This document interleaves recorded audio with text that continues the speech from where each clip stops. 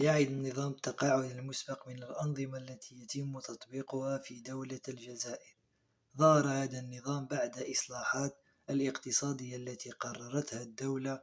هي يستهدف هذا النظام المؤسسات الاقتصادية لضمان حقوق العاملين، ويتم تطبيق العامل وفقا لشروط وضوابط التطبيق.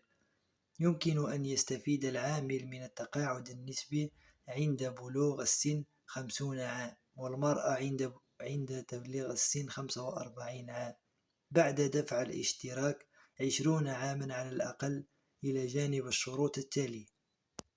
يعتبر التقاعد النسبي تقاعد اقتصادي تتعامل به المؤسسات الاقتصادية التي تريد تقليل عدد عامليها، ويشترط بهذا أن يكون عامل الرجل 50 عام وعمل 20 عام في المؤسسة، وأن يكون لديه اشتراك في الصندوق لمدة 10 سنوات على الأقل.